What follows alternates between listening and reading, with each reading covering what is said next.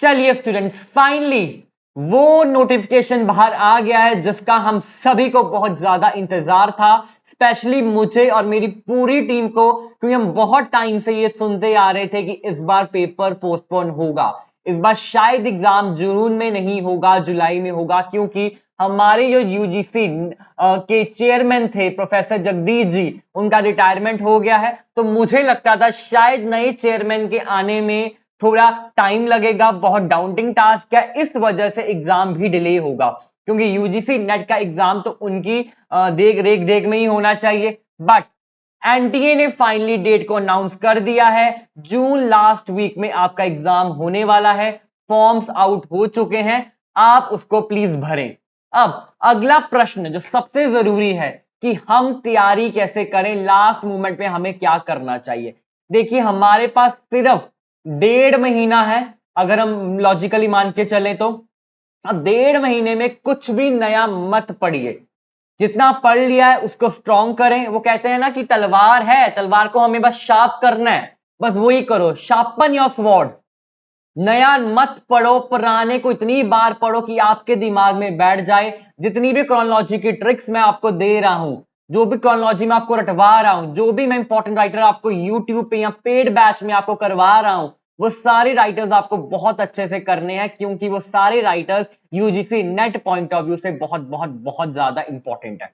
रही बात इसके अलावा literary theory, culture studies, Indian literature, important writers को जरूर देख के जाना है।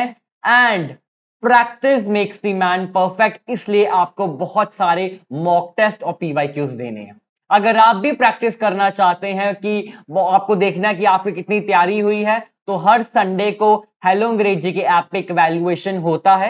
अब हम और रेगुलर हो जाएंगे वैल्यूएशन में, तो सभी बच्चे हेलो अंग्रेजी के यूट्यूब के साथ जुड़ जाएं। वहां पर आपको डिटेल्स मिलती रहेंगी कि कब हम इवैल्यूएशन करवाते हैं और कब नहीं करवाते हैं। ओके, इसके अलावा अगर आप काम रहोगे, आप पैनिक नहीं करोगे, तभी आपके जेआरएफ की चांसेस बढ़ते हैं। क्यों? Because calm mind is equal to better reasoning and plus better understanding और बेटर रिटेंशन भी। अगर आपका माइंड काम स्टेट में है तो आप बेटर रिटेन कर पाओगे।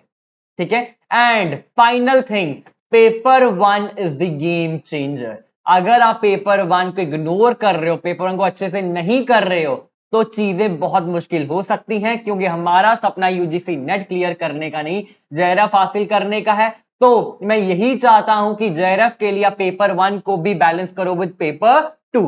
अब पेपर 1 में आपको क्या क्या करना चाहिए? Logical reasoning, teaching aptitude, research aptitude, DI के फ्री के 5 नंबर, कॉम्प्रिहेंशन के फ्री के 5 क्वेश्चंस। प्लीज इन टॉपिक्स पे आप मास्टरी हासिल कर लो। उसके अलावा हायर एजुकेशन के इंपॉर्टेंट फैक्ट्स पढ़ लो। मैं आपको एक वीडियो बनाऊंगा जिसमें आपको बताऊंगा कौन कौन से इंपॉर्टेंट टॉपिक्स हैं जो आपको करने ही करने हैं। अगर टाइम कम है, कम टाइम पे आप कौन कौन से टॉपिक्स आपको करने चाहिए, अगली वीडियो में वो भी डिस्कस करेंगे। ठीक है। And last but not the least, please stay calm, eat light, practice, and please थोड़ा बहुत फिजिकल एक्टिविटी भी करें। ठीक है। ऑल द बेस्ट बच्चों, घबराना बिल्कुल भी नहीं है। And yes, I am just a call away. No matter आप मेरे पेड बैच में इनरोल्ड हो या नहीं हो, I am still a call away. मेरा एक ही इंटेंशन, आप सभी को गाइड करना, आप सभी को अपने मंजिल तक, दैट इज जेआरएफ तक पहुंचाना। ठीक है। All the best learner, bye bye, take care. Yes, इसी अटेम्प्ट में जेआरएफ आएगा, आई कैन गारंटी यू, इसी अटेम्प्ट में।